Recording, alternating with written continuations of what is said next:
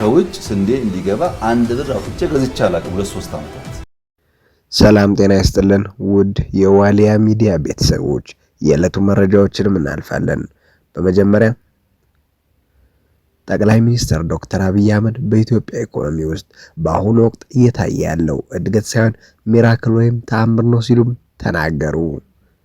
ጠቅላይ ሚኒስትር ዶክተር አብይ አህመድ ይህን ያሉት በአገሪቱ ብሔራዊ ቴሌቪዥን የኢትዮጵያ ብሮድካስቲንግ ኮርፖሬሽን ላይ በአራት ተከታታይ ክፍል እየታየ በሚገኘው ቃለ ምልልሳቸው ላይ ነው። ቃለ ምልልሳቸውንም ወደ እናንተ ላይ ይዘናል። የጠቅላይ ሚኒስትሩ ሐሙስ ምሽት በተላለፈው ቃለ ምልልሳቸው ላይ ስለ ምጣኔ ሀብትና የሰራተኞች የደሞዝ ጥያቄም አነስተው ተነጋግረዋል። ጠቅላይ ሚኒስትሩ በቅርብ የሕክምና ባለሙያዎች እንዲሁም መምህራን ያነሷቸውን የደሞዝ ጥያቄዎች ሌጂትሜት ወይም ትክክለኛ ናቸው ያሉ ሲሆንም ሐኪሞች፣ አስተማሪዎች፣ ወታደሮች፣ ፖሊሶች፣ ሚኒስተሮች፣ ጠቅላይ ሚኒስተሩ ሁላችንም የደሞዝ ጥያቄ አለን ብለዋል። በአገሪቱ ያሉ የሕክምና ባለሙያዎች የደሞዝ ጥቅማ ጥቅም እና ሌሎች ጥያቄዎችንም በማንሳት የሥራ ማቆም አድማ ማድረጋቸው ይታወቃል። ከዚሁ ጋር በተያያዘ በርካታ የሕክምና ተቋማት እየተሰጠ ያለውን አገልግሎትም አሁን ድረስ መስተጓጎል እንደገጠሙም ይታወቃል። ባለሙያዎቹ ላሏቸው ጥያቄዎች ከመንግስት ተገቢ ምላሽ አላገኘንም በማለት አሁንም ውይይት በማድረግ መፍትሄ እንዲፈለግም እየጠየቁ ነው። ጠቅላይ ሚኒስትሩ በኢትዮጵያ ውስጥ ያለውን እድገት አነስተው በተናገሩበት ወቅት እያደግን ነው፣ ኢንፍሌሽን ወይም የዋጋ ግሽበት ለመግታት እየሰራን ነው ሲሉም ተደምጠዋል። ጠቅላይ ሚኒስትር ባለፉት 7 ዓመታት የኮሮና ወረርሽኝ እንዲሁም የሰሜን ኢትዮጵያ ጦርነት እያለ ከፍተኛ ለውጥም አስመዝግበናል በማለትም መጥቷል ያሉትንም እድገት ሚራክል ወይም ተአምር ሲሉም ጠርተውታል።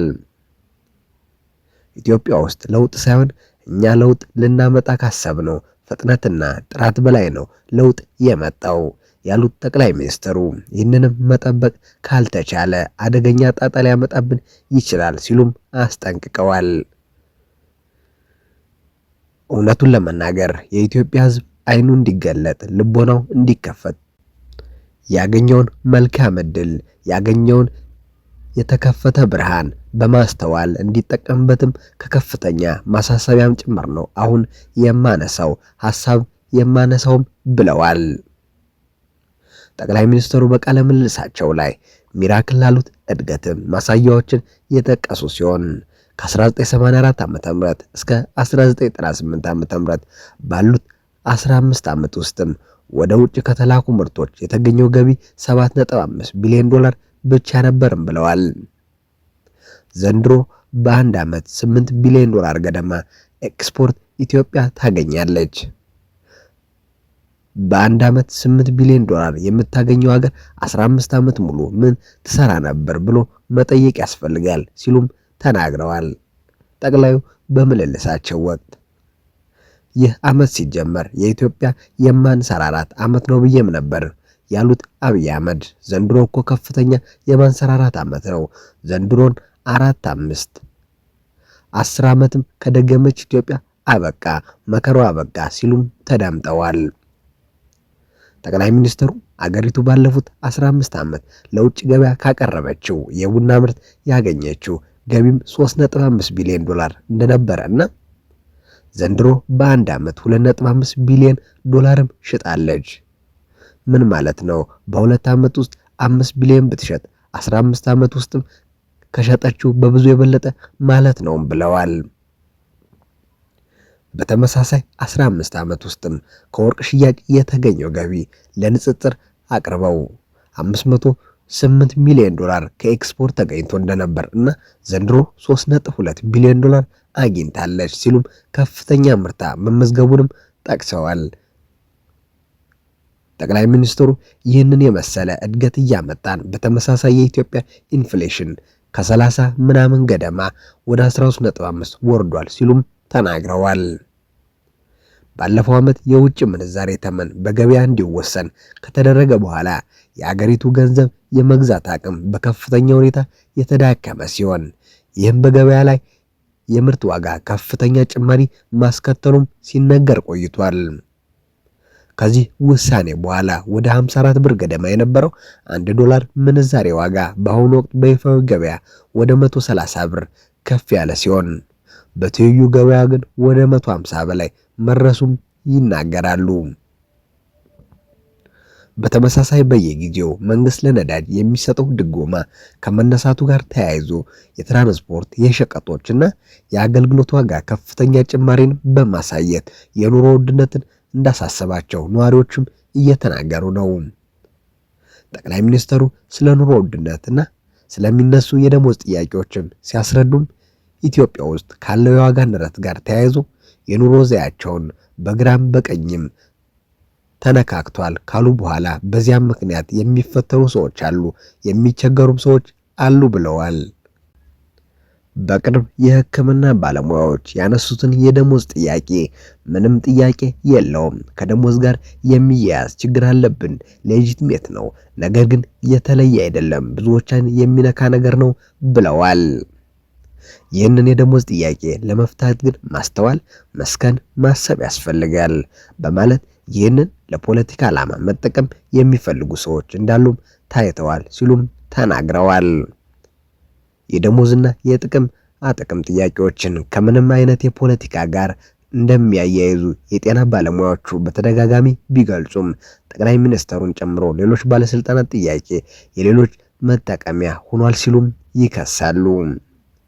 ከዚሁ ጋር ተያይዞም ባለፉት ሳምንት በርካታ የጤና ባለሙያዎች በጸጥታ ኃይሎች ቁጥጥር ስር መዋላቸውን ሲዘገብ የነበረ ሲሆንም የፌዴራል ፖሊስም ወደ 50 የሚጠጉ የጤና ባለሙያዎችን ትርምስ እንዲፈጥሩ ከሚሰሩ ኃይሎች ጋር ያበሩ በሚልም መያዙንም አስታውቀዋል። ጠቅላይ ሚኒስትሩ በዚህ ዓመት ደሞዝ ላይ ጭማሪ ያስፈልጋል በማለትም 91 ቢሊዮን ብር በመንግስት መጨመሩን በመጥቀስም 91 ቢሊዮን ብር በዓመት ከመደቡ በላይም ኢትዮጵያን አቅም ያላትም ብለዋል።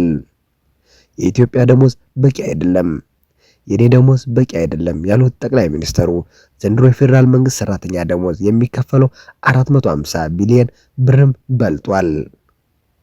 ከምናስገባው ገቢ አምና ሳይሆን ዘንድሮም ከምናስገባው ገቢ ግማሹንም የሚውለው ለደሞዝ ነው። 900 ቢሊዮን ገደማ ብር እንጠቀማለን፣ ግማሹ ደሞዝ ነው ብለዋል።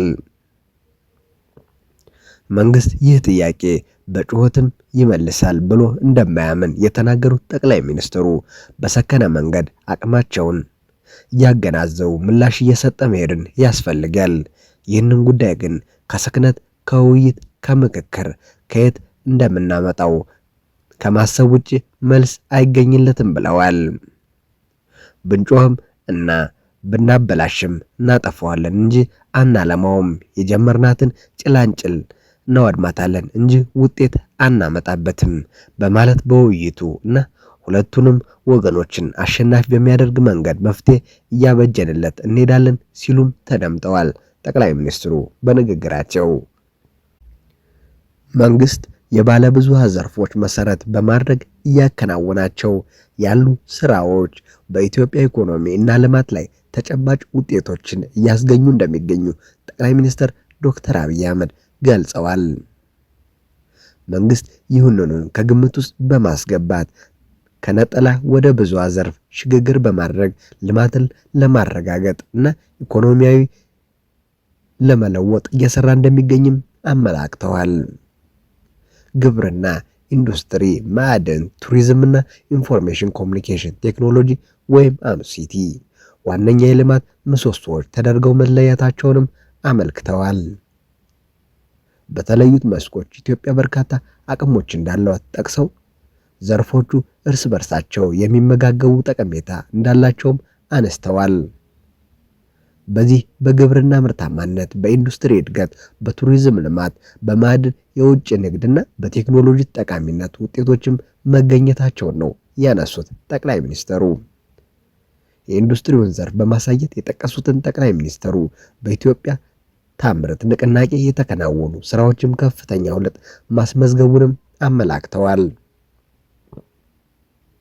ከንቅናቄው በፊት የኢትዮጵያ ኢንዱስትሪዎች የማምረት አቅም 48 በመቶ ገደማ እንደነበረ አስታውሰው አሁን ላይ ይህ አሃዝ 65 በመቶ መድረሱንም አስረድተዋል። ከለውጡ በፊት የነበሩ 3 ኢንዱስትሪ ፓርኮች አሁን ላይ ወደ 13 ከፍ ማለታቸውን፣ በፓርኮቹ ያሉ አብዛኞቹ የመሳሪያ ሼዶች በስራ ላይ እንደሚገኙም አብራርተዋል። መንግስት ባለሀብቶች የኢንዱስትሪ ፓርኮች ባለቤት የሚሆኑባቸው ፓርኮች በመገንባት እና ነፃ የንግድ ቀጠና በመፍጠር ኢንዱስትሪውን የማነቃቃት ስራ ማከናወኑንም አመልክተዋል።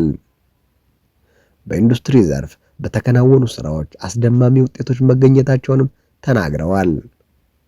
በ2017 ዓ.ም በጀት ዓመት የኢንዱስትሪው ዘርፍ 13 በመቶ እድገት ያስመዘግባል ተብሎ እንደሚጠበቅ የገለጹት ጠቅላይ ሚኒስትሩ ዘርፉ ለኢትዮጵያ ኢኮኖሚ እድገት ቁልፍ ሚና እየተወጣ መሆኑንም አነስተዋል። የተፈጠረውንና የተመረተውን ወደ ተጠቃሚ ለማድረስም የአገልግሎት ዘርፍ ወሳኝ እንደሆነ ጠቅሰው ዘርፉ የኢኮኖሚያዊ እድገት መቋጫና ማሰሪያ እንደሆነም አመልክተዋል።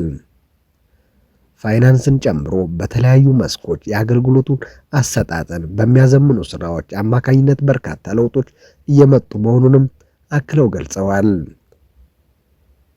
ብዝሃ ዘርፎችን ከደጋፊ መስኮች ጋር አጣምሮ በመስራት ብዝሃ ውጤቶች እየተገኙ እና እድገት እየመጣ እንደሚገኙ ገልጸዋል። ጠቅላይ ሚኒስትር ዶክተር አብይ አህመድ ስላዳመጣችሁ እናመሰግናለን። ቸር ቆዩልን።